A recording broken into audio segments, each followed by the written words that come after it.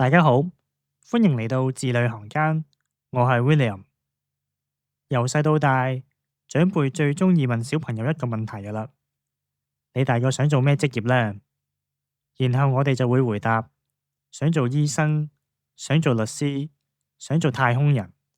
大人聽咗會好開心，鼓勵我哋要設定目標，堅持到底，永不放棄。喺我哋嘅文化入邊，行毅力被視為成功嘅最高法則。但係如果我話俾你聽，對於呢種堅持嘅盲目崇拜，可能會摧毀咗你嘅人生呢？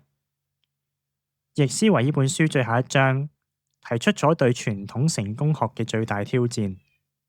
有時候最好嘅行毅力係咬緊牙關轉身離開。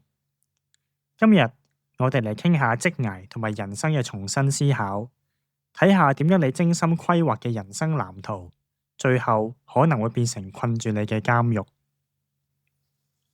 作者 Adam 佢有一個表弟叫做雷恩。雷恩從小就係一個學霸，佢嘅目標非常明確，就係要成為一位神經外科醫生。呢個唔單止係佢自己嘅夢想，同時都係佢祖父母嘅期望。為咗達成呢個目標，雷恩付出咗常人難以想象嘅努力。喺佢大學揀科嘅時候，佢其實係對經濟學同埋商業好有興趣。佢嘅性格外向，喜歡同人哋互動，但係佢話俾自己聽要跟住計劃走。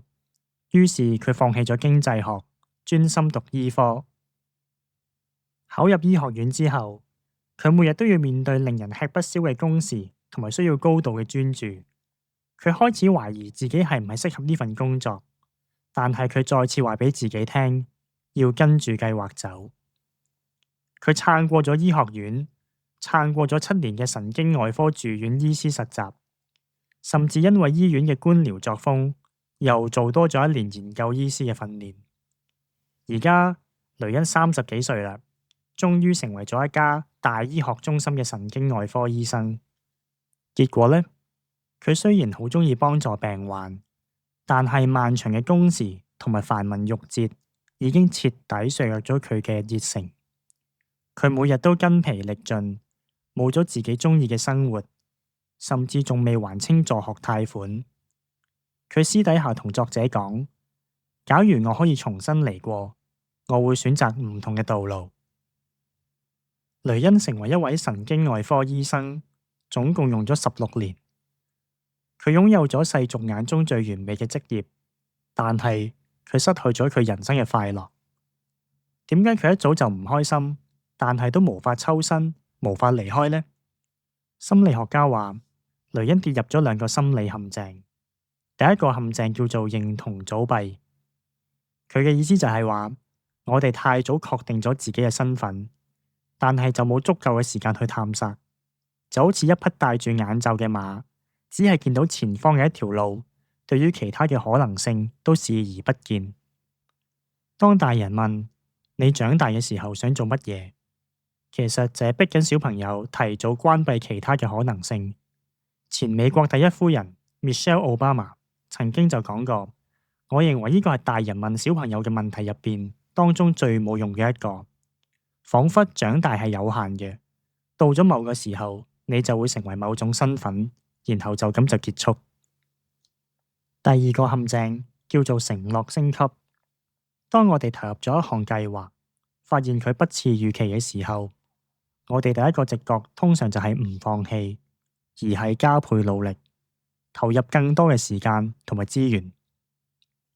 呢個就係我哋成日講嘅沉沒成本。我哋唔想承認自己過去幾年嘅努力白費咗，為咗安撫我哋嘅自尊心，我哋只好繼續硬撐，將人生嘅 GPS 鎖定喺單一目標，可能會令你走啱方向，但係卻會去到錯誤嘅目的地。呢種堅持唔重新思考嘅代價，喺個人身上可能係浪費青春，但係喺組織身上可能就係人命。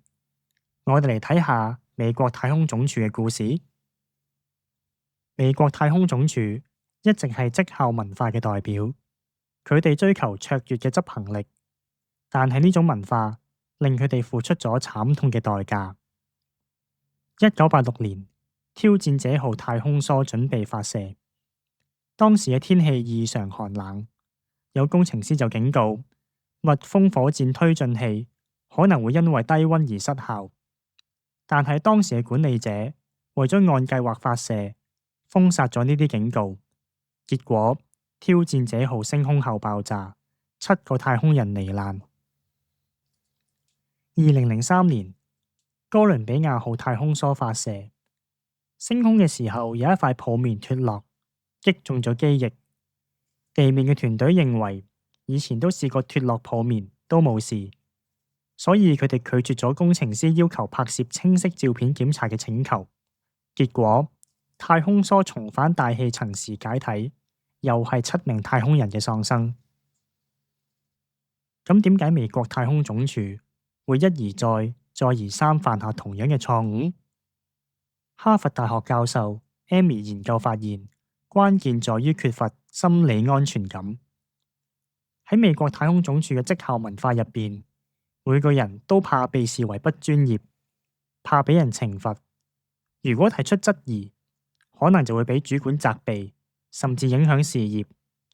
於是大家就學精啦，大家就會保持沉默。呢一種就係組織嘅沉默。後來美國太空總署決心改變，佢哋開始推動學習文化。一位高層 Alan 開始隨身攜帶記事卡，喺開會嘅時候唔再只係問進度如何，而係問點解你會有呢種假設？萬一出錯會有咩情況？我明白你建議嘅優點，咁缺點呢？佢用提問嚟示範知識謙遜。佢話俾大家聽，提出懷疑係安全嘅，重新思考係被鼓勵嘅。只有當一個組織或者個人覺得承認錯誤係安全嘅，真正嘅學習同埋改變先至會發生。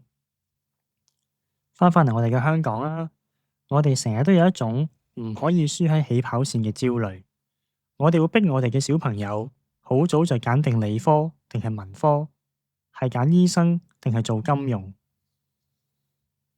一旦揀定咗，即使讀得好痛苦，做得唔開心，我哋都會用獅子山精神捱過去就好呢啲說話嚟安慰自己。